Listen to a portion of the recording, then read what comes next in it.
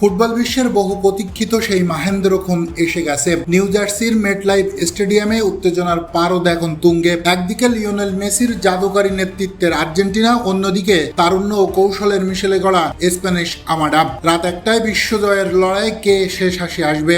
এক পাশে টানা ট্রফি জয়ের স্বপ্ন, অন্য পাশে দীর্ঘ বছরের অপেক্ষার অবসান। স্টেডিয়ামের কঠোর নিরাপত্তা বলয় আর আকাচ্ছ উত্তেজনার মাঝে ফুটবল মহাকাব্যের এই ফাইনাল ম্যাচের শুরু থেকেই স্পেনের স্পষ্ট আধিপত্য। বলের দখলে অনেকটা এগিয়ে থেকে শুরু থেকেই আর্জেন্টাইন রক্ষণভাগকে চাপের মুখে রেখেছে লুইস দে লা ফুয়েন্তের শিষ্যরা। আর্জেন্টিনাও চেষ্টা করেছে থিত হওয়ার। লামিন ইয়ামাল সহজ সুযোগ নষ্ট না করলে এতক্ষণে এগিয়ে থাকতো স্পেন। হাইড্রেশন ব্রেকের আগে প্রথম 23 মিনিটে মাত্র 32% বল দখলে রাখতে পেরেছে আর্জেন্টিনা। তাদের তিন forward Lionel Messi, Nico Gonzalez এবং জুলিয়ান আলভারেজ মিলে মাত্র 17 বার বলে পাস হতে পেরেছেন। ম্যাচের শুরুতেই আক্রমণে গিয়ে এগিয়ে যাওয়ার সুযোগ পেয়েছিল স্পেন, কিন্তু সেখান থেকে গোল করতে ব্যর্থ হয়েছেন লামিন ইয়ামাল। তার নেওয়া দুর্বল শট ঠেকিয়ে দিয়েছেন আর্জেন্টাইন গোলরক্ষক এমিলিয়ানো মার্তিনেজ।